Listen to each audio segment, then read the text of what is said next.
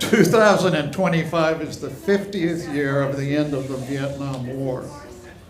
Most of us lived through that traumatic and difficult times, unless you were working here or something. Harvey Meyerson, a URC resident, colleague, and friend to us all, was there as a journalist. He experienced the war close up, and my meds.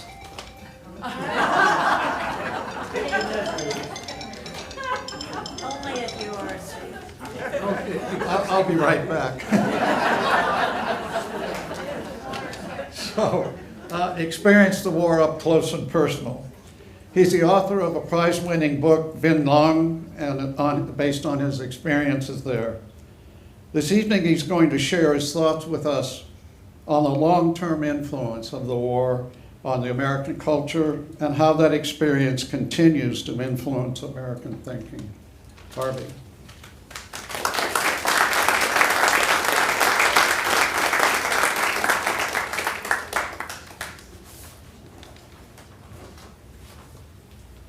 Am I on? Say something. Doug, where are you when we need you? Am I on? No. Get it closer to your mouth. I don't know how to turn it on. Yeah, you're on. I'm on. Closer to his mouth. Get it closer to his mouth. Hey, Doug, he's getting it fixed. Keep talking.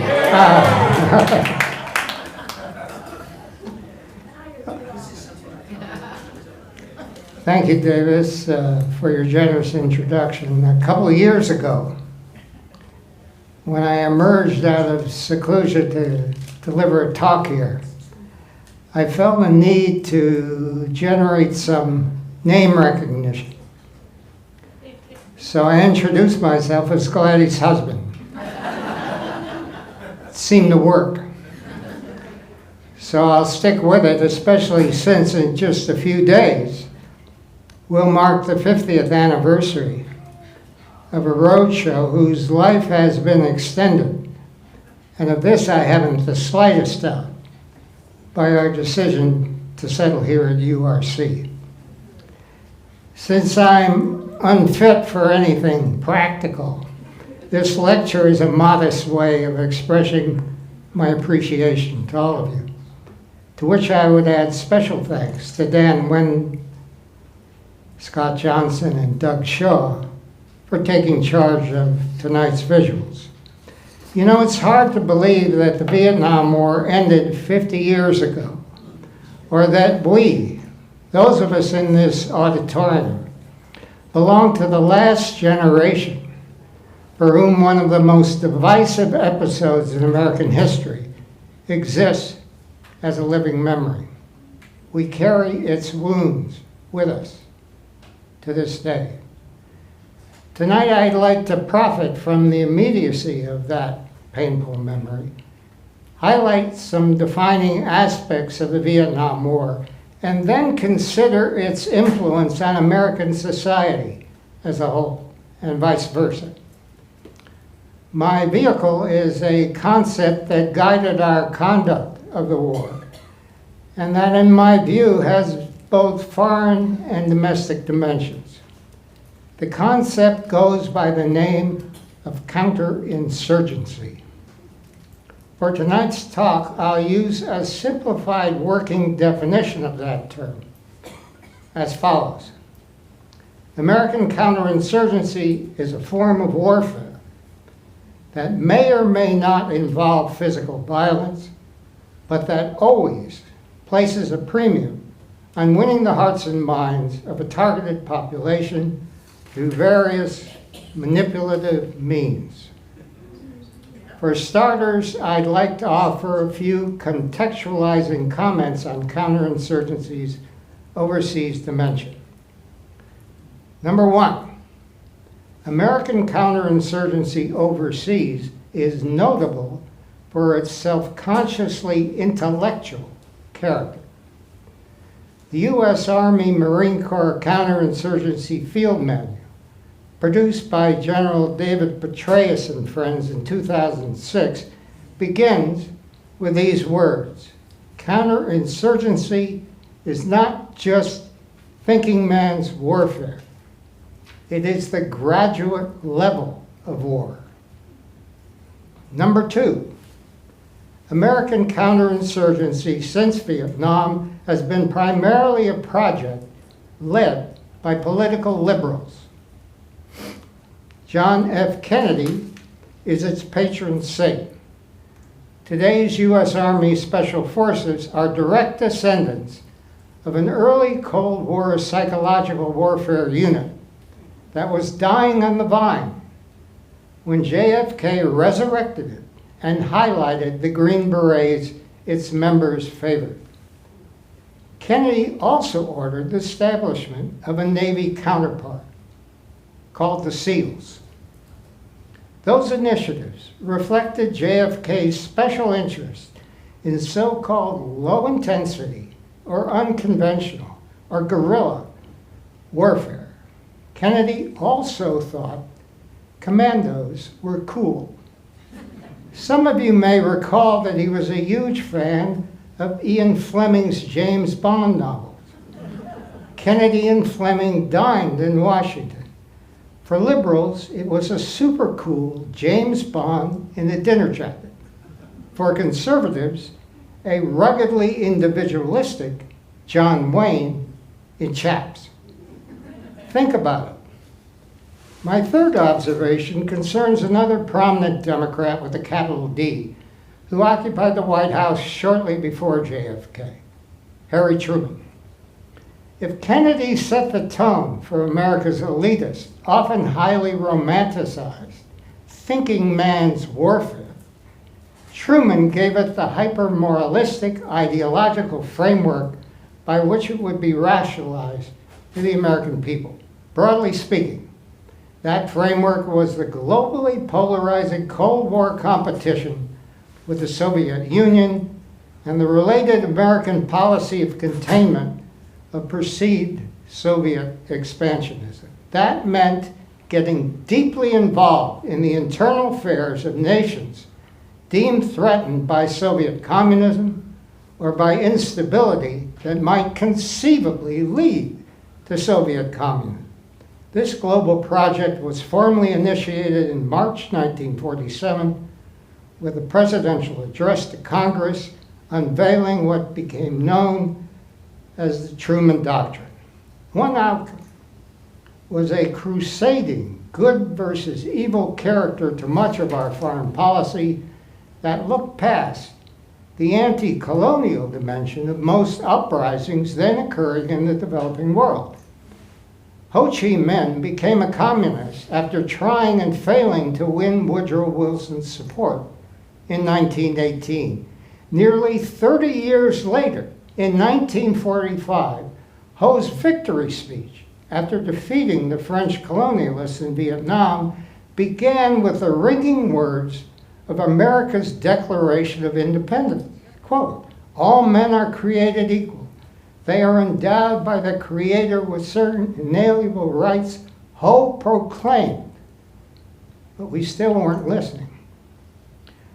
A fourth preliminary observation is in some ways contradictory to what I've just suggested. It refers to a cognitive dissonance that I would call a defining characteristic of American counterinsurgency, namely, the theologians of our hyper-moralistic crusade were social scientists, dedicated to detached empiricism and the scientific method. I offer that observation with a very big caveat. I don't mean all social scientists, or even a majority of them. I am referring to a cadre who drew on the basic scientific concept of predictive control in fashioning strategies and tactics for social control and behavior modification in foreign nations. Nonetheless, many of this group were extremely prominent in their respective fields. They turned Vietnam into a behavior modification laboratory with fighter bombers and napalm. My fifth and final observation before we move directly into Vietnam is this. The misguided vehicle for the transfer of that messianic, evidence-based outlook into Vietnam and elsewhere in the developing world was something called modernization theory. It really wasn't a theory in any rigorous scientific sense. I'd call it a culturally formed worldview. The modernization worldview grew out of the so-called scientific enlightenment of the late 18th and 19th centuries in Europe. In its 20th century form, it saw civilizations developing in progressive stages, beginning with traditional subsistence societies and moving toward a level of modernization astoundingly similar, if not identical, to what existed in liberal democracies of the Western world.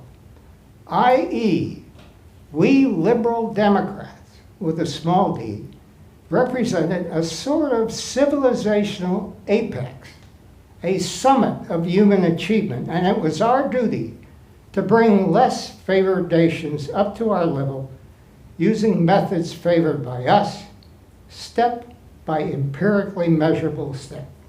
To be clear, I'm not knocking modernization per se. I'm talking here about taking over that historical process and shaping it in one's own culturally formed image.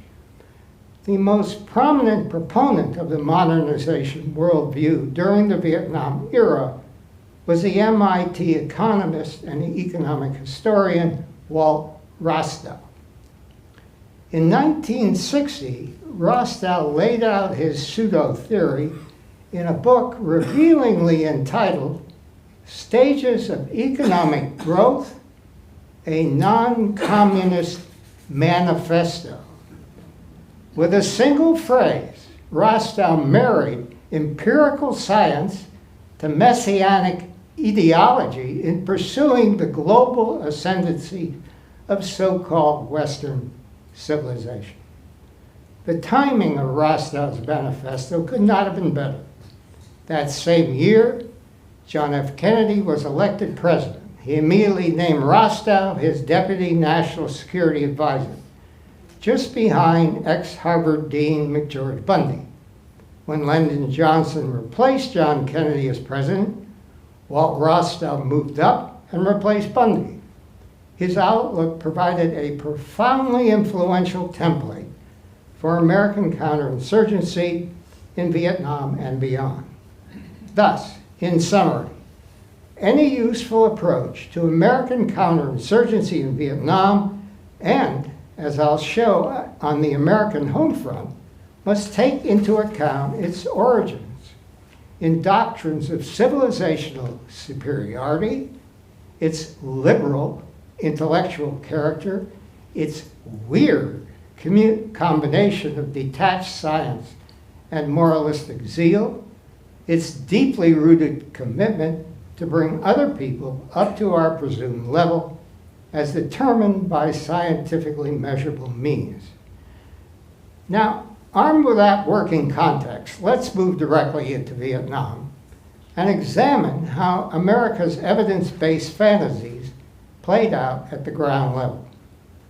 War stories are a dime a dozen, and I have no intention of boring you tonight with anything of that nature, with one small exception, because it sets the scene for the comments that follow.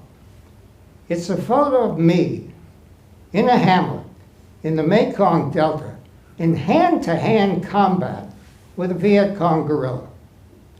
Now, this image is not for the faint of heart, so I won't be offended if you look away when Doug Shaw flashes the photo right now. Okay, so it's the gorilla of my dreams. Yes, it's a python. It had been thrust upon me by the U.S. Army captain heading an advisory team based in a hamlet I was visiting. He said it was a tame python, offered by local residents as a sign of their affection. I did not share his confidence in the villagers' affection, But it would have been bad form for me to say no to this insane offer for me to pose with it. The sergeant who is taking the picture is struggling to focus the camera, and I am simultaneously smiling for the camera and screaming at him to take the damn picture as a Viet Cong python begins to coil over my shoulder. Anyhow, my main purpose here is to get you to look beyond that ridiculous foreground toward the low mud wall behind it, the staked rows of barbed wire, and the line of huts in the deep background. You are now at ground zero in counterinsurgency warfare in Vietnam, a lightly fortified compound in a district capital equivalent to a county seat in the Mekong Delta in southernmost Vietnam, probably cut off by roads, supplied by helicopter, manned by a four-man advisory team consisting of a U.S. Army captain, a lieutenant, and two sergeants, with assorted trainers, aid specialists, and spooks who have lost their way passing through. Their area of operations included about 40 hamlets with a few hundred inhabitants in each. Their mission: construct defenses, train local defense forces, run patrols, motivate villagers to work on development projects, and above all, deliver quantifiable progress. And as it happened, when that picture was taken early in 1967, by sheer luck, I had found myself with a front row seat to the showcase project of a new entity placed in charge of counterinsurgency for all of Vietnam. It was called Civil Operations and Revolutionary Development, or CORDS. 40 years later, General David Petraeus's counterinsurgency field manual called CORDS, quote, a model of its kind, unquote. It serves as a reference for comparable initiatives in Iraq, Afghanistan, and elsewhere.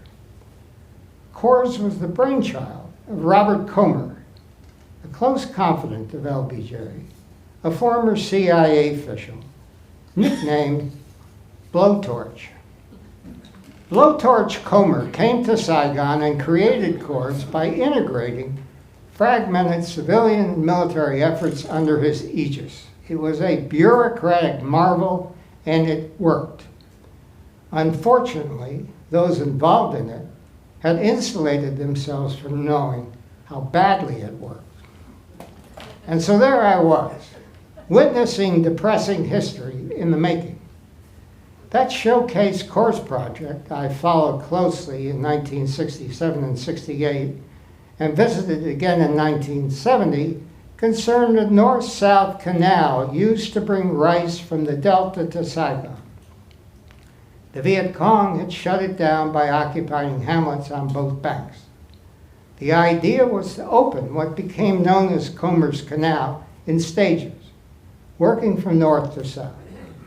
First came South Vietnamese Army units to clear designated hamlet areas of Viet Cong and build defensible outposts. Next came 50-man teams of revolutionary development cadre trained by the CIA, dressed in black pajamas in seeming imitation of the Viet Cong. Each team would complete a checklist of social and economic upgrades at a fixed date. A team of evaluators showed up and blessed their work. Then there was a ceremony. VIPs were helicoptered in. A banner was placed over the entrance to the hamlet. I recall one such event.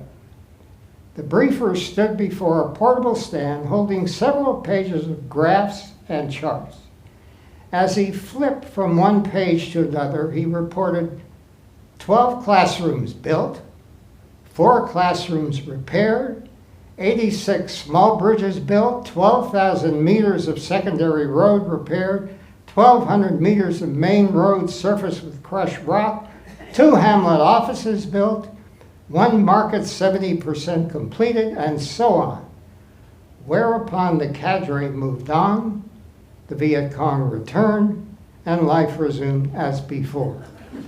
Meanwhile, the data the briefer ticked off was fed into the voracious American-designed, computerized Hamlet Evaluation System, or HES.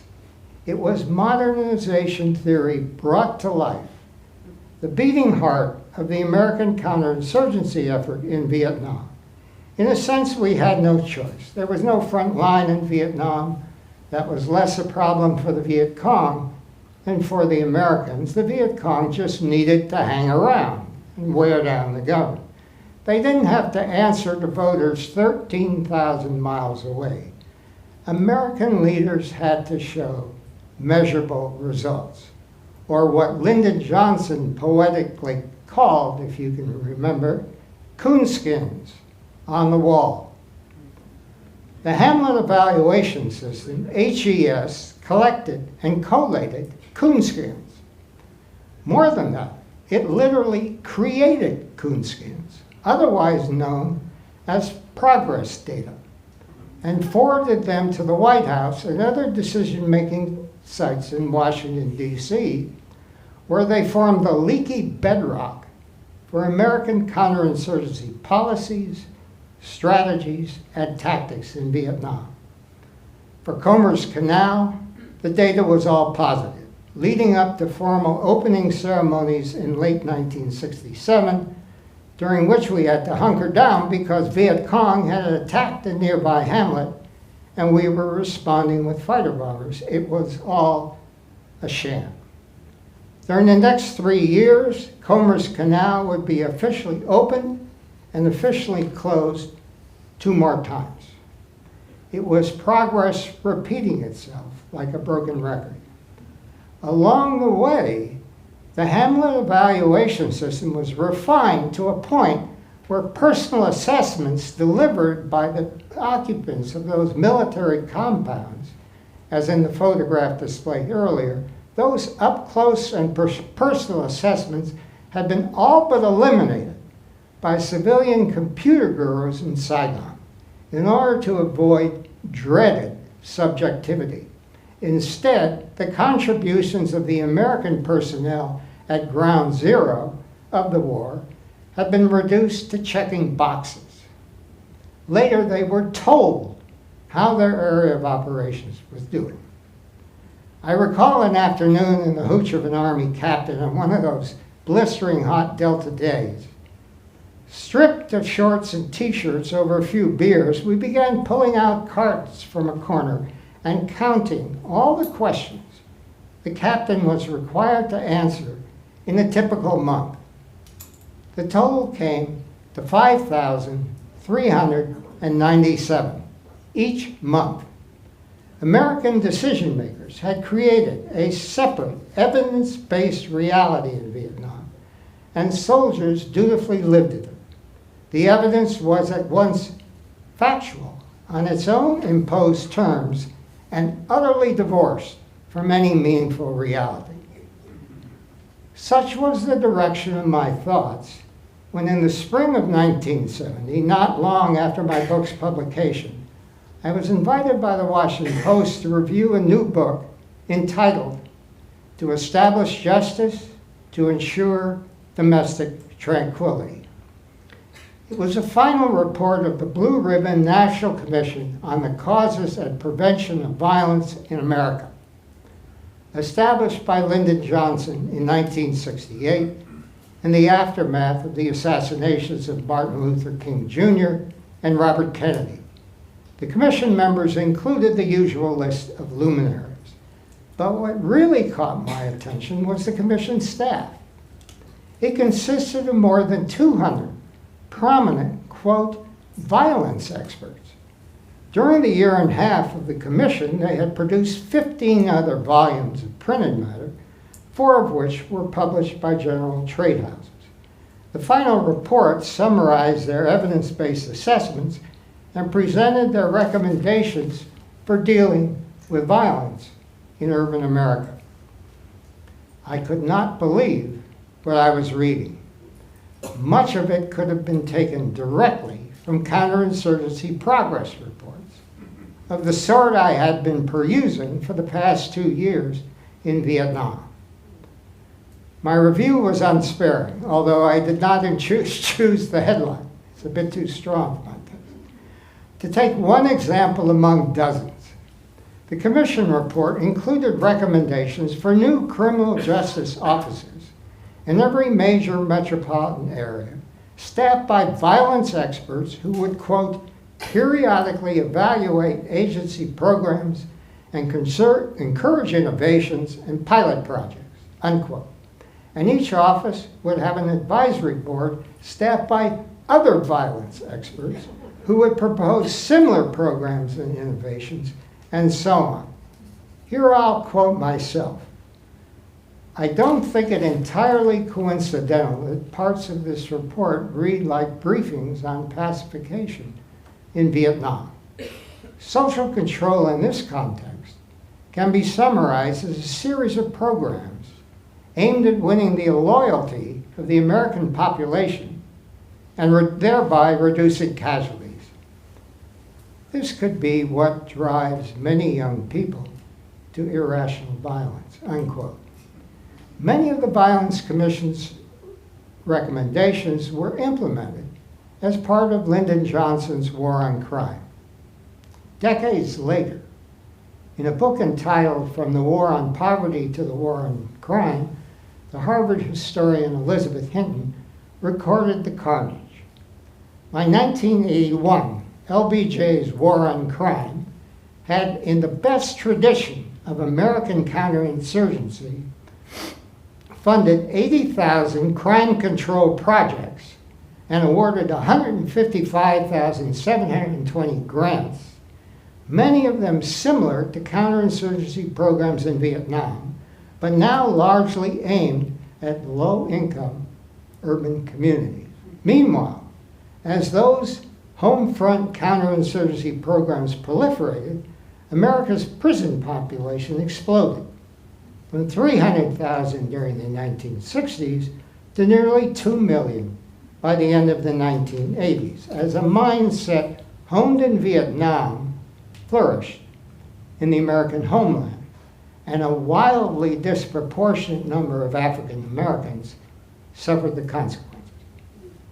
And how was this transfer from Vietnam to the homeland accomplished?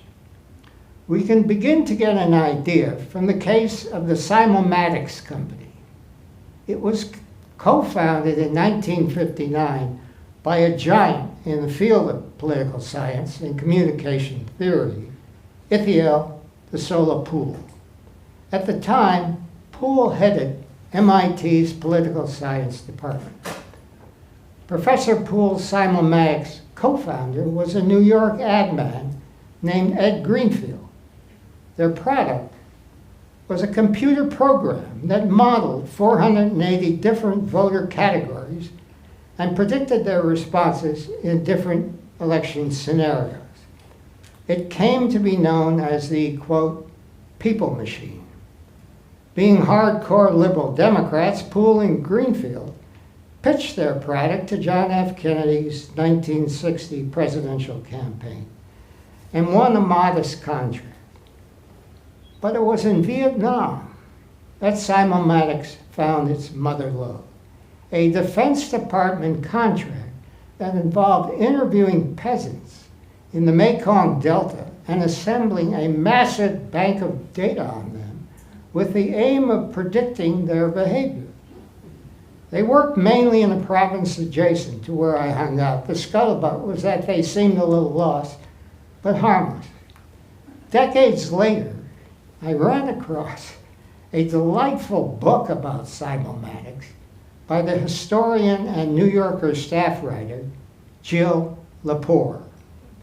It's entitled If Then, a play on simulation scenarios that ask, if we do this, then we'll get that, and so on. It seems that much of Simulmatics' Vietnam interviewing was done in 1966 and 67 by MIT graduate students and other hirees. They worked with Vietnamese translators and were flown into villages by helicopter, with the usual armed protection squads that terrified the peasants whose candid views they were soliciting. They wore blue outfits, similar to Cub Scout uniforms, Lepore writes, and oversized rice hats. You can't make this stuff up. But Professor Poole loved it. He could test so many data collection techniques. He called Vietnam, quote, the greatest social science laboratory we ever had. Revealingly, Lepore writes that Poole's Cub Scouts played a central role in developing the Hamlet evaluation system used by Bob Comer's, Blowtorch Bob, famous Corps operation. Small wonder the Tet Offensive took us by surprise. When Simomatic's Vietnam contract ran out in 1968, Poole shifted its Vietnam-acquired expertise to Great Society projects. And the Boston Globe renamed the People Machine the Riot Prediction Machine. One of the company's first contracts was the Blue Ribbon Kerner Commission that investigated the riots of the summer of 1967. There was also a contract from Eastern Kodak, based in Rochester, New York, then beset by riots. Poole worked that contract through the Harvard-MIT Joint Center for Urban Studies, whose director was Daniel Patrick Moynihan. Simulmatics first got the contract, then took on then Professor Moynihan as a consultant. It's okay if you raise your eyebrows.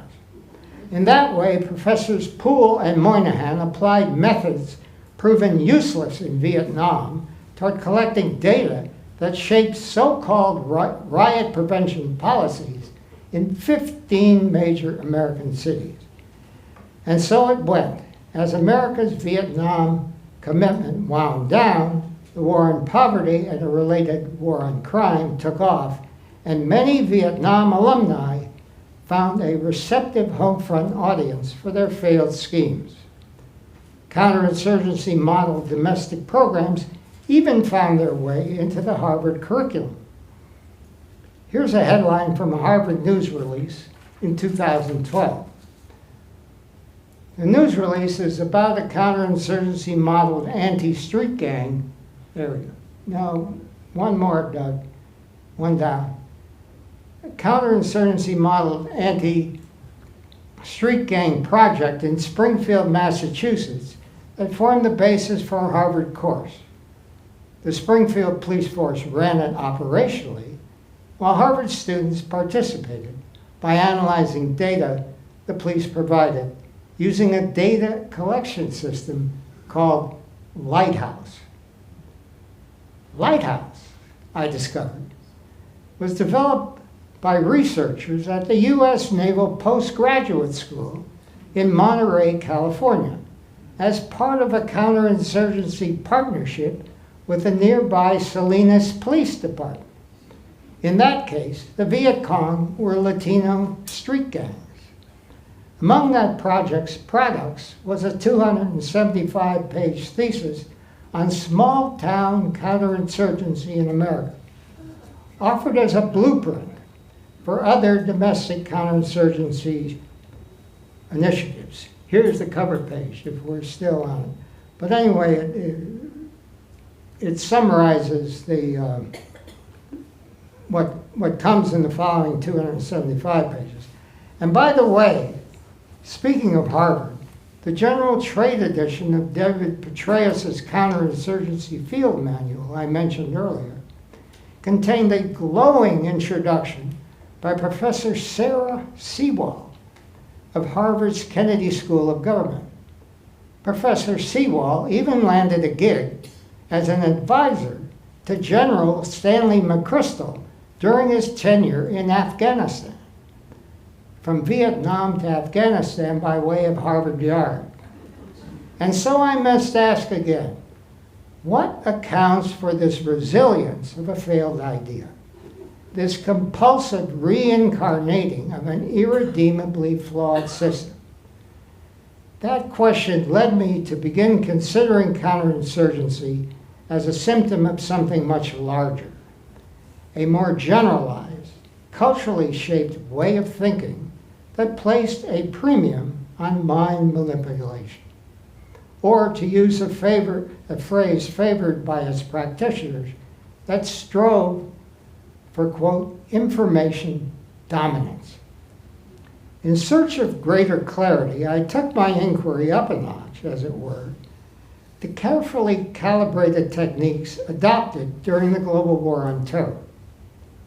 The CIA called those techniques enhanced interrogation. Others called it torture. For our purposes, the most intriguing aspect of the techniques employed at Guantanamo Bay is where they came from. They were introduced and personally applied by a CIA contract employee, a psychologist named James Mitchell. Mitchell's grisly techniques included waterboarding and numerous other excruciatingly painful procedures. They were modeled on the work of another psychologist named Martin Seligman. In 1967, when the great Ithiel de Sola-Pol was winding up his useless work in Vietnam, Professor Seligman was on the faculty at the University of Pennsylvania experimenting with dogs in cages. He found that dogs subjected to repeated aversive stimuli lost belief in their basic sensory capacity to control their actions, to a point where the mere appearance of the person administering such stimuli was enough for them to effectively give up. They had been tortured into a state of what Seligman called learned helplessness. Mitchell took Professor Seligman's methods and applied them to prisoners in Guantanamo Bay. By then, Seligman had moved on to introduce a new school of psychology that effectively reverse engineered his learned helplessness concept. He laid it out in a best-selling book, published in 1990, now in its 24th edition, entitled, of all things, Learned Optimism: How to Change Your Mind and Your Life. We had a book giant, but I guess it's not working now. So, from learned helplessness to learned optimism, that creative leap catapulted Seligman to the presidency of the American Psychological Association, while his book served as a foundational work for a new school of positive psychology and its happiness offshoots, whose published products now populate our nation's bestseller list. If you have ever purchased a positive-minded self-help book, and who hasn't, the odds are that you are seeking uplift from the intellectual godfather of waterboarding. That's where that picture that you just missed, the Walt Kelly cartoon with the cut line, we have met the enemy and he is us. Fair enough. But for someone seeking the origins and character of a state of mind that appears to have governed America's engagement in Vietnam, among many other similarly ill-conceived enterprises, it's unsatisfying.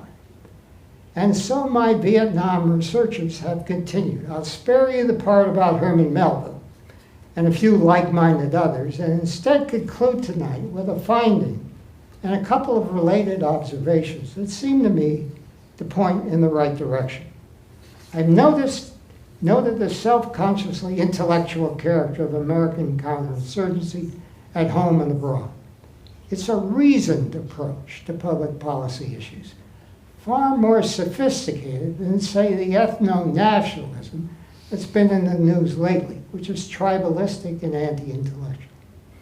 It is a way of thinking that is more congenial to most of us in this room, I believe, including me. It may be consistently wrong, but at least one can deal with it rationally. The information it provides is evidence-based and capable of being broken down into measurable components. Where did this way of thinking that we seem to have unthinkingly embraced come from? Fortunately, the early 20th century practitioners of the counterinsurgency way of thinking unintentionally provided us with a clue. It appeared in the form of a tool for measuring the measurers, namely us. And what's most startling about it is what it leaves out. That extraordinary story begins with a brilliant late 19th century English scientist named Francis Galton, later Sir Francis Galton. Sir Francis launched scientific meteorology, devised the first weather map, introduced the use of questionnaires and surveys, and is responsible for a multitude of other intellectual innovations, including a theory of inherited mental intelligence inspired by his cousin, Charles Darwin. Sir Francis called his new theory eugenics. One might also call it carefully reasoned racism, the product of one of the great scientific minds of its time. Eugenics purported to offer a scientific justification for improving the human species by a process of selective breeding and forced sterilization that favored those of West European origin. Eugenics spread quickly to America, where it won widespread support and endorsement from scientists and even from the US Supreme Court, before its influence receded after Adolf Hitler looked to it for inspiration. But the brilliant scientist who founded racist eugenics failed in his quest to develop a standardized test that could be used in determining who might be especially worthy of contributing to the development of a master race, preferably with Western features. That great achievement of Western culture would be reserved for experimental psychologists in France and the United States. The American psychologist Henry Goddard finally solved the puzzle by establishing a mental age as a testing baseline, then adding 100 for a standardizable number.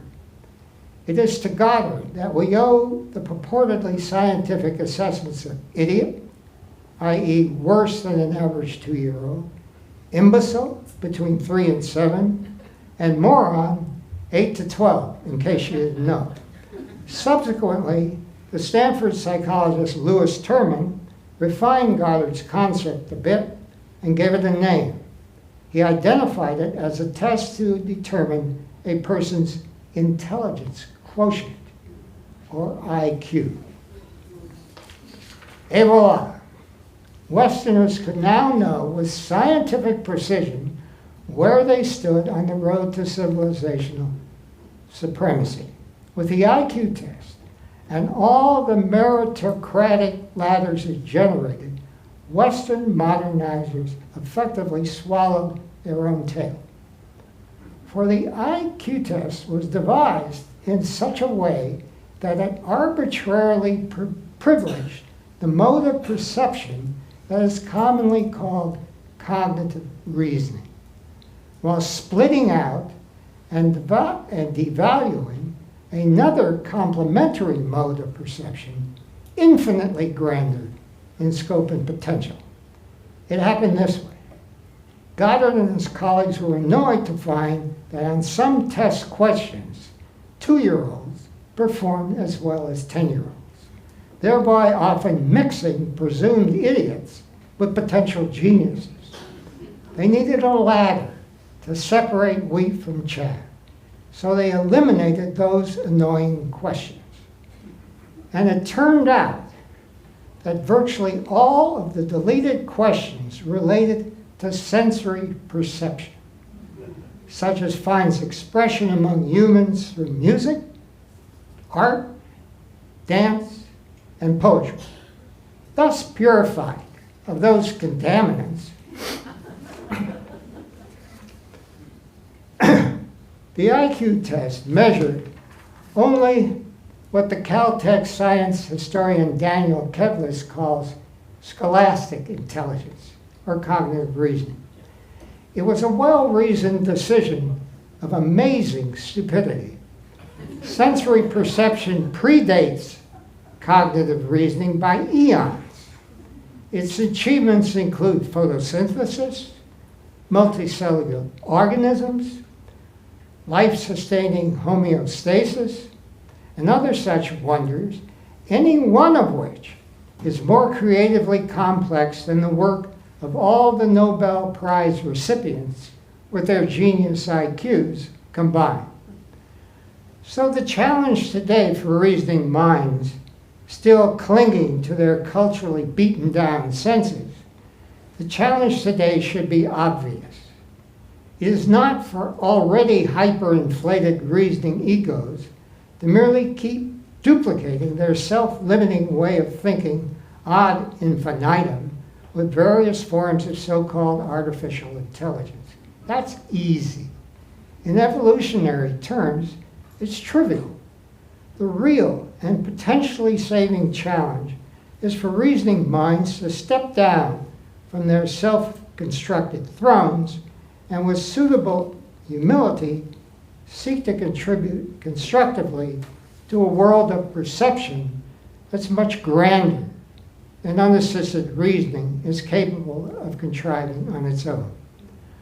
A world of superordinate intelligence and limitless creativity that we talking heads devalue in the delusional pursuit of information dominance, at home and abroad. But again, that's a separate topic. My aim tonight is simply to open a path toward a better understanding of a way of thinking that brought us a war in Vietnam, a war on crime, arguably a war on our better natures. And by adding to that understanding, to nudge politics as we know it toward a more hopeful evolutionary context. In that spirit, I'd like to conclude with a few words from the great poet Robert Hayden, who in 1960 became the first African American, named to the position now called National Poet Laureate. Hayden's poem was composed in 1966, just as Bob Comer's ill-fated campaign was being launched in the bloodied Mekong Delta half a world away.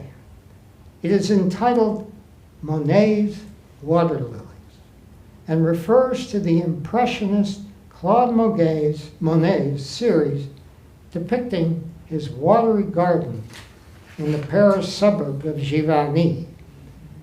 And so Robert Hayden writes, "Today as the news from Selma and Saigon poisons the air like fallout, I come again to see the serene great picture that I love. Here space and time exist in light. The eye, like the eye of faith, believes. The seen, the known dissolve in iridescence, become elusive flesh of light that was not, was, forever is. O light as beheld through refracting tears, here is the aura of that world each of us has lost. Here is the shadow of its joy." Let me read that last stanza once more, and this time keep Monet's gently floating water lilies in your mind's eye. O light beheld as through refracting tears, here is the aura of the world each of us has lost. Here is the shadow of its joy. What is Robert Hayden telling us about the Vietnam War? A lot. Thank you, and I'm happy to answer any questions.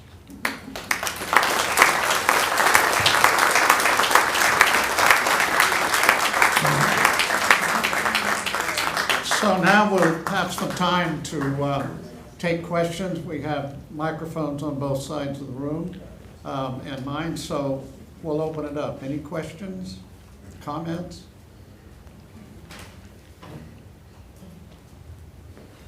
Ellen, would you pass this? I enjoyed, I appreciate your, this is not on, is it? Yeah, it's on. It is, okay. Appreciate your remarks. Is this better? Yeah, gotcha. I appreciate your remarks tonight, and they fall on me as a person who started protesting the war in Vietnam almost the first year that it was created. And you know, it still strikes me now what a huge mistake that was, and why weren't there more of us who were out protesting? And eventually there were, and I think that's what changed it. And thank you for your remarks. Thank you for your comments. Any questions or other comments? Marty? So your image of these, not scientists, but all these people doing interviews with peasants That's right. along this canal in the Mekong Yes. Delta. Exactly. So you're suggesting these Americans were going along interviewing all these people, Yes. and then they would leave and the Viet Cong would come back. That's right. So the Viet Cong were just hanging out all this time. That's right. And all of our soldiers were just doing all this ridiculous That's right. work. Yeah, it was a farce. Yeah. And it was led by all these, quote, scientists who developed all Right. these interview techniques. Yeah. So the Vietnam War was an exercise in experimental interviews. Yeah. I can't argue with you.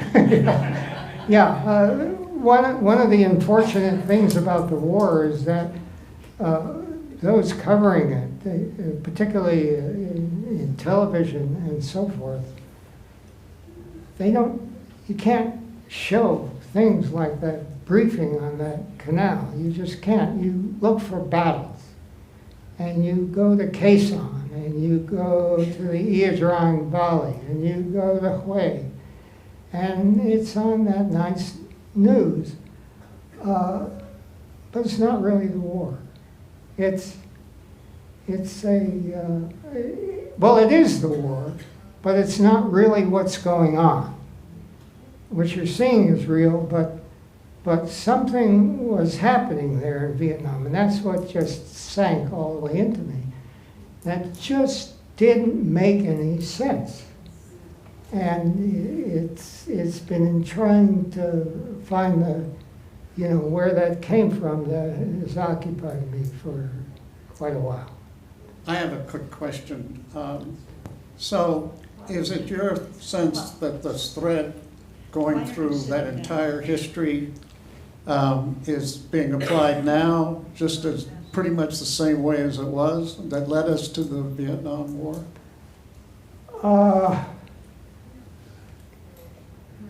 Yes and no. I think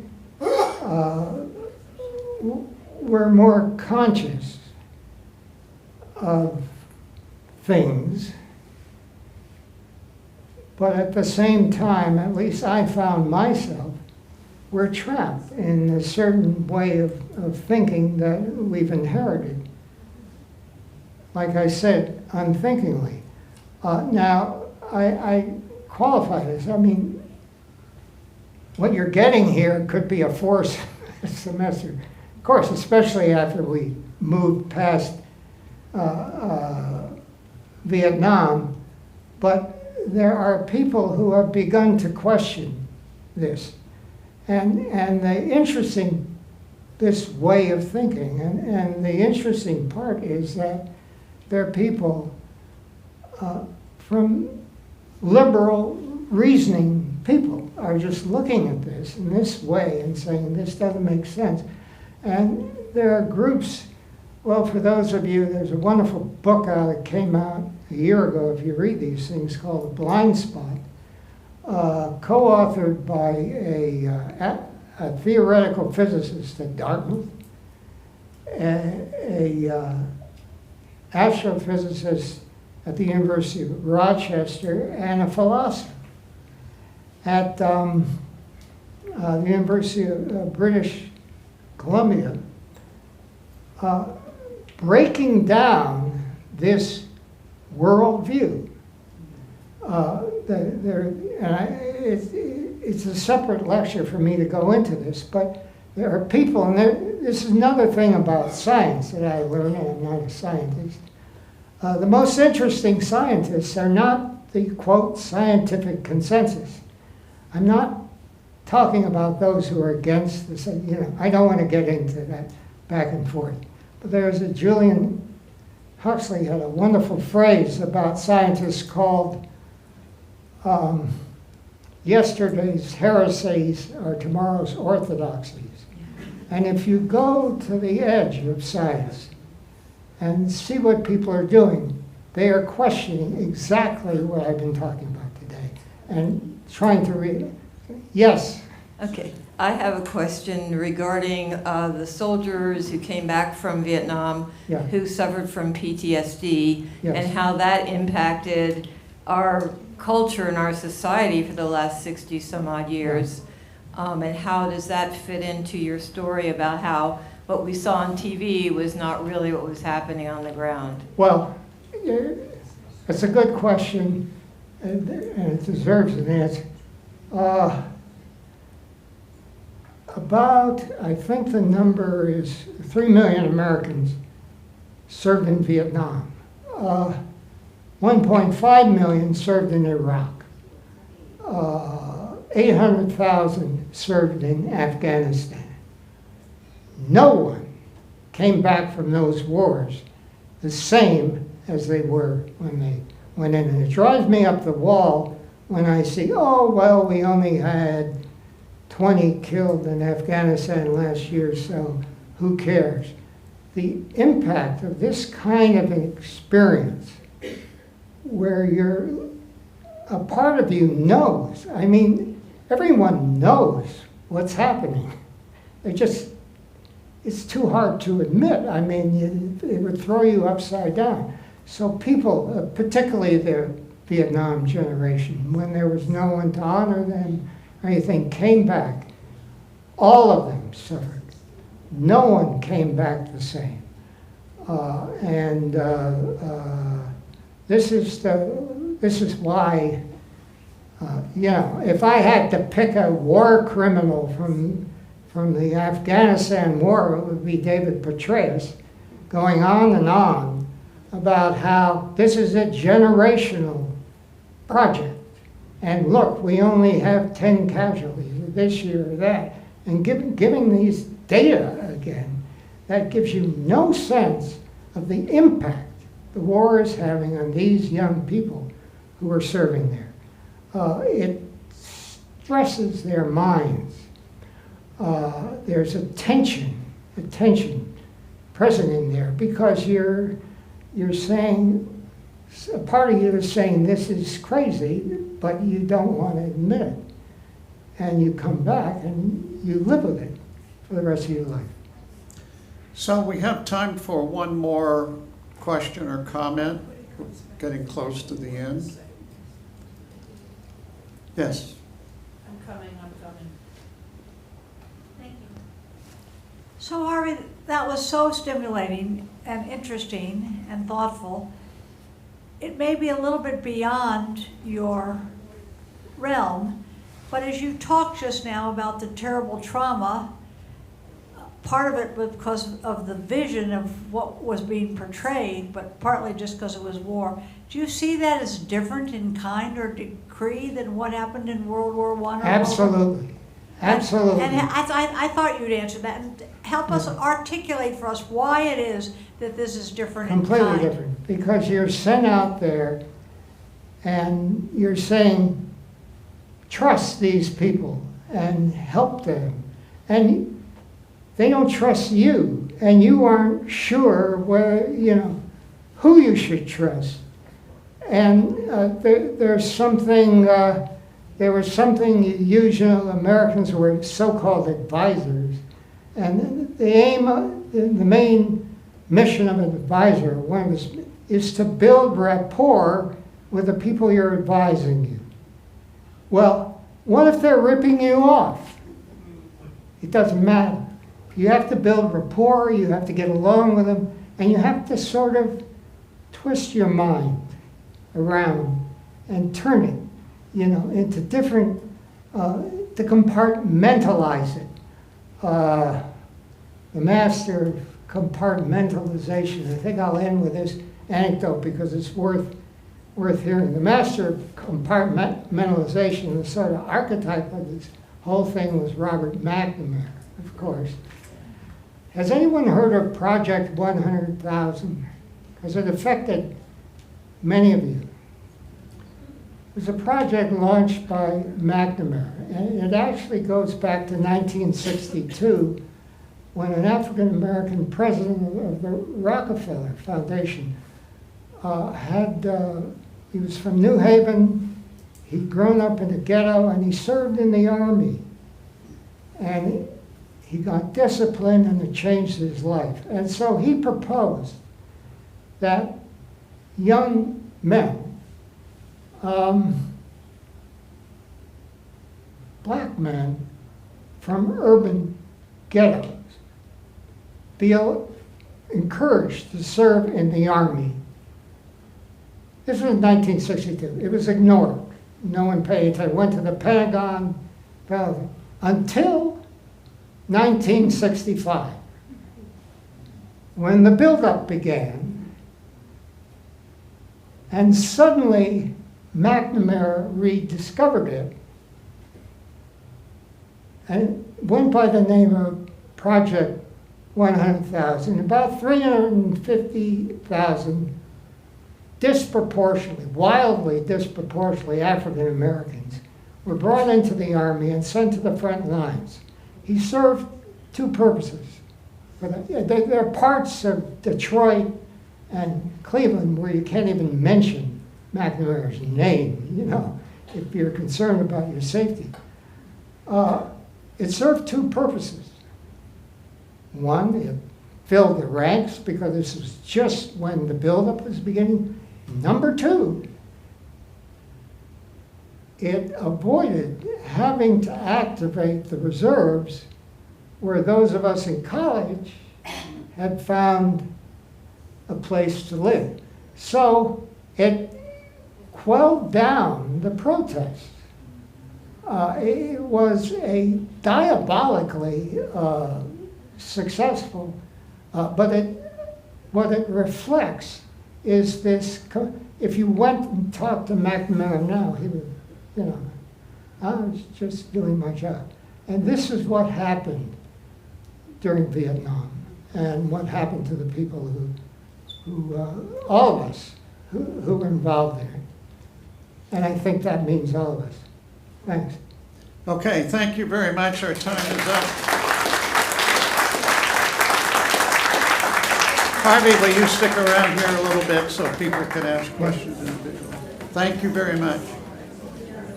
Before everyone leaves, I'd like to apologize to you all.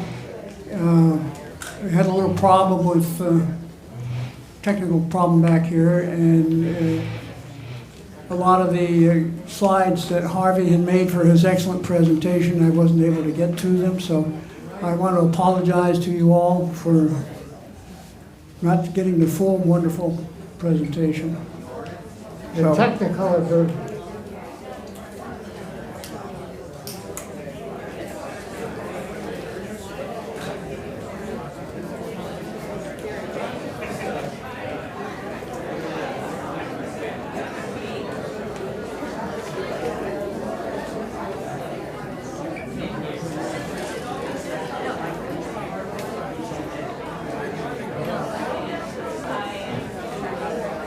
Yeah, how do I turn this up? How do I take it?